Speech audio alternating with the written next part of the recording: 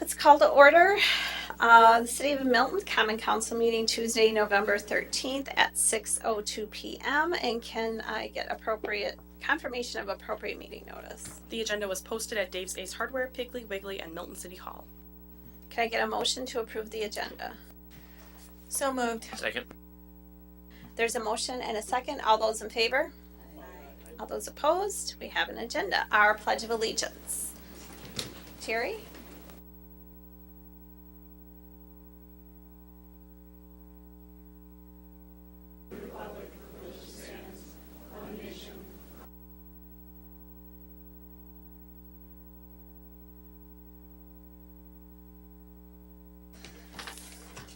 All right. Item number 4 is approval of the minutes from November 7th, 2018. Make a motion to approve the minutes.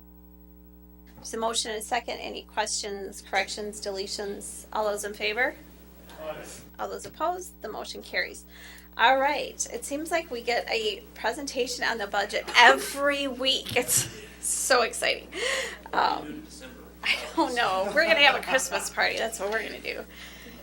Have pizza or something. All right, so let's go with the 2019 preliminary budget overview. I tell you what, at the end of this meeting, I'm fairly certain Dave and Carrie could probably give this presentation, since this will be like the third or fourth time they've heard it. But this is a much condensed version from what we've seen in the past, because this is the fourth time I will have given it. So I'm just going to do a real condensed version of the presentation tonight, just to kind of help everybody, put everybody in the frame of mind as to how we got here and what we're looking at tonight, and then how we'll move forward.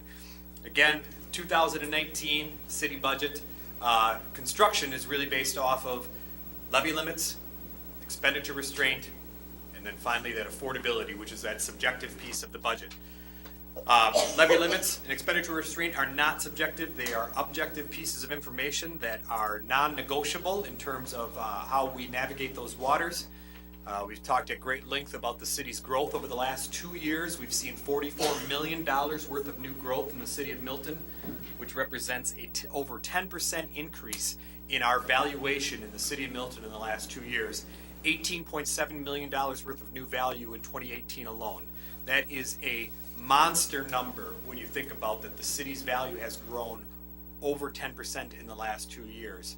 And that's a great thing. It's a great thing. It's a testament to the economy, both regionally but locally. It's a testament to our ability to expand and attract and retain companies. And you know, we're seeing the residential market tick up at a pace that hasn't been seen in literally decades in Milton. So all of those indicators, all those economic indicators are headed in the right direction, and that is wonderful.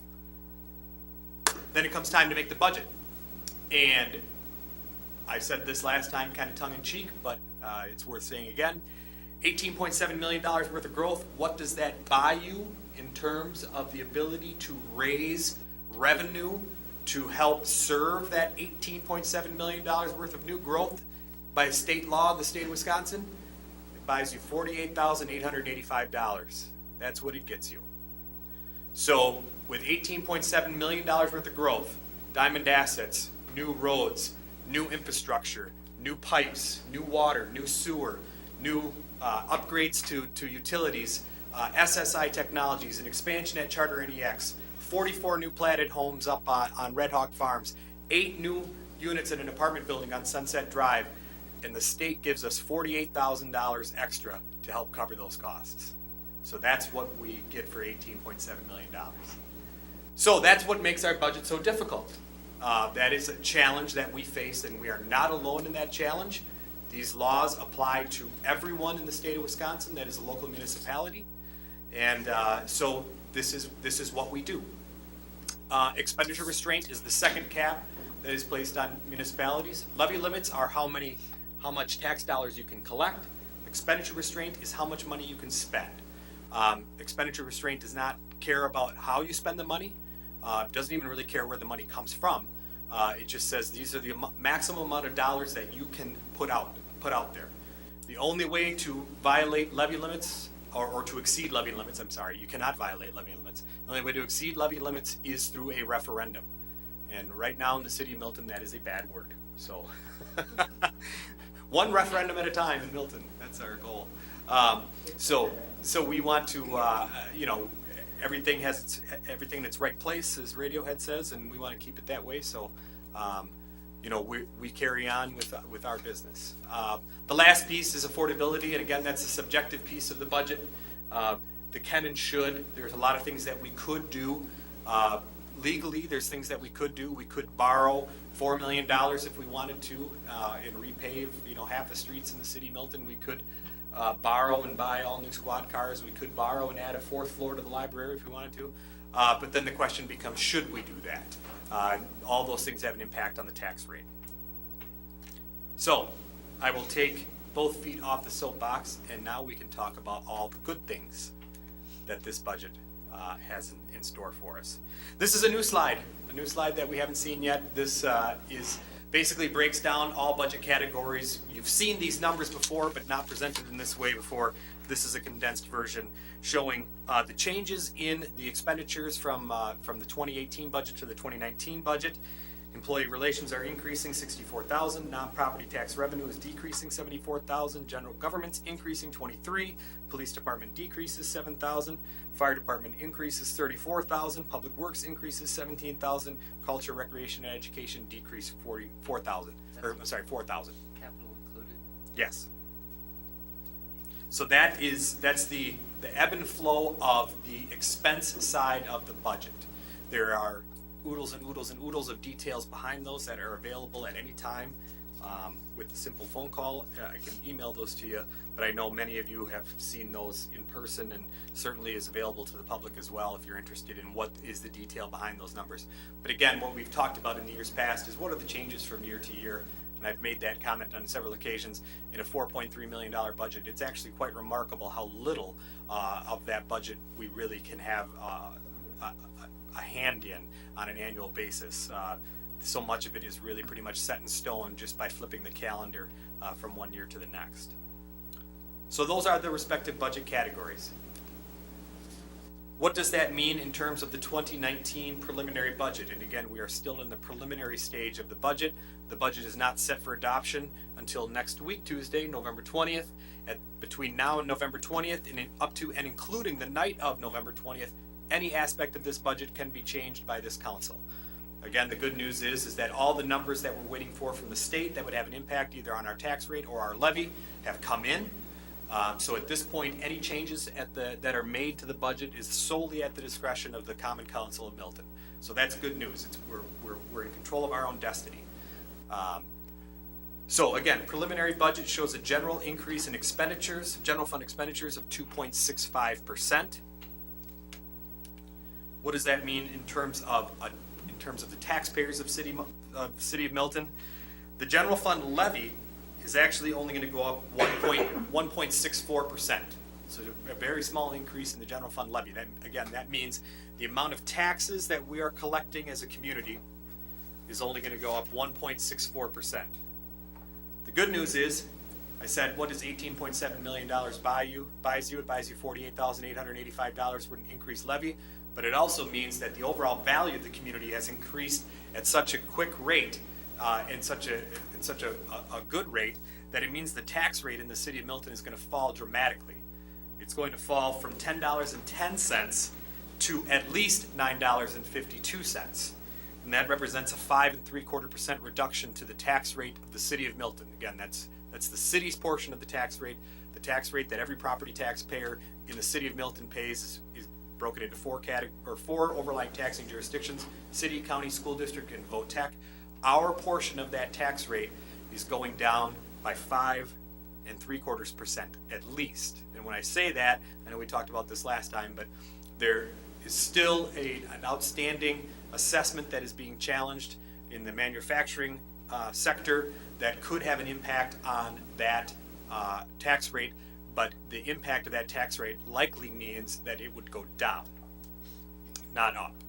So even if the challenge is successful, it would likely go down as opposed to going up. So we're comfortable in saying 9.52 at least at this point. That represents the lowest tax rate in the city of Milton since the year 2014 or 2015 tax rate.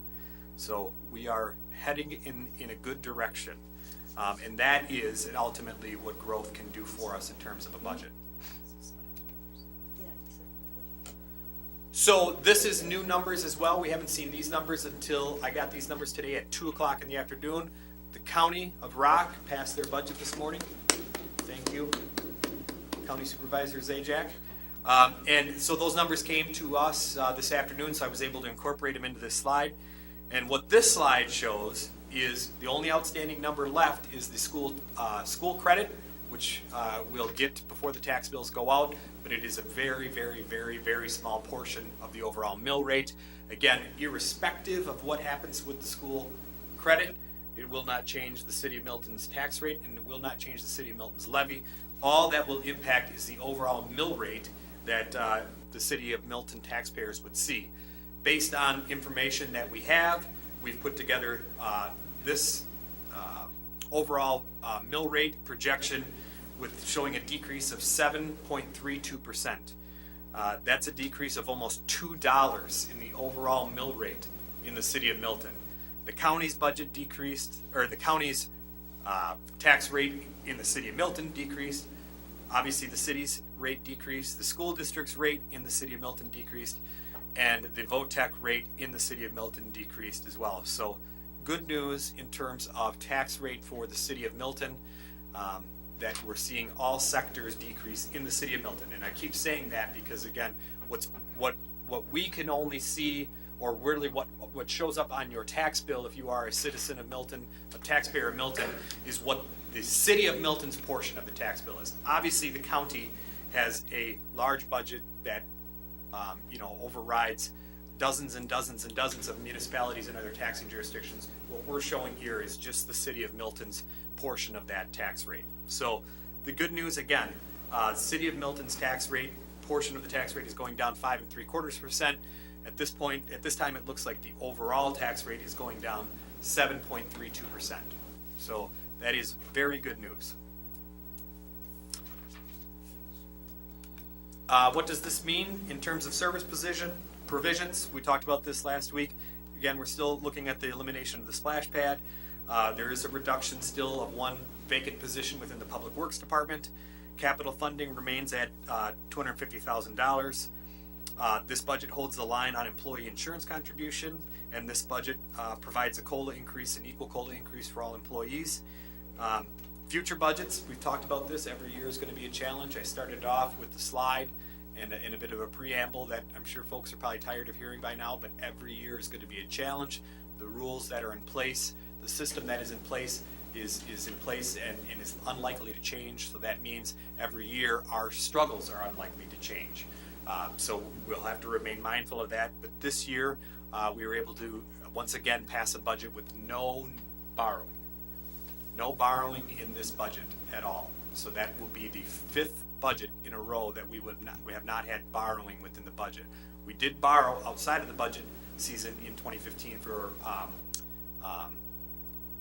Parkview Drive and the library, but as part of the budget we have not borrowed. That's the only borrowing that we've done in the last 5 years. General fund borrowing. So again, I always go back to my goals: balanced budget, stay within levy limits, qualify for expenditure restraint, no reductions in service, and no new borrowing. We are able to check all those boxes with the caveat of the splash pad concession stand being eliminated. I do still believe that is a reduction in service. So I am hesitant to check that box, but still it's important. You may be alone. That's fine with me. Budget takeaways. This budget represents a continuation of most services from previous budgets. This budget has no new tax levy supported borrowing component. We still have that boat anchor around our neck and will for the next couple of years, but the number is continuing to trend in the right direction. Currently 25.84 cents of every tax dollar collected in the City of Milton goes to pay the credit card. And that's our goal, is to not increase that credit card and continue to pay it down.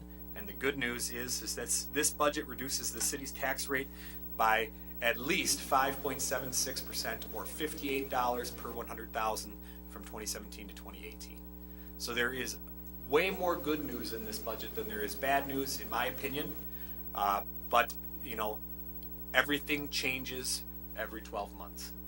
So, you know, we will have and it took us a while to get here, and it wasn't without difficult decisions. The reduction of the employee in Public Works is not one that, again, it should be taken lightly. It will have service implications in out years. As we talked about, 44 new houses up in Red Hawk Farms. Those are 44 new houses that were platted this year. There certainly will be many, many more next year. We have talks of large-scale multifamily development in the city of Milton that will likely be underway in early 2019. There are several industrial projects that are in the works that may even become public yet in 2018. All of those things are good in terms of the tax rate. All those things are good in terms of overall valuation, but they do continue to put a strain on city services. So that is a challenge that we will continue to face on an annual basis.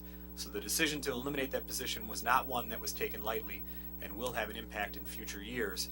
But the good news is that in this year's budget, that elimination was helpful, was incredibly helpful, was paramount in getting the budget balanced and able to meet those check boxes for the 2019 year. So that concludes my presentation. We'll hold the public hearing after this, and then we are scheduled to approve the budget next week. But if for some unforeseen reason we're not able to do that, we still do have the 27th as an available option to us to adopt the budget. But if there are no changes between now and, say, Friday of this week, we will bring forth a resolution so the council could approve the budget as presented next week, Tuesday at 6 p.m. Okay, any questions from council before I open the public hearing? All right, let's open the public hearing regarding the 2019 preliminary budget. Is there anybody that would like to comment or speak at the public hearing that's in the public? And I do want to reiterate, in this budget, the Gathering Place and the Milton House are both funded in the amount of $10,000 each.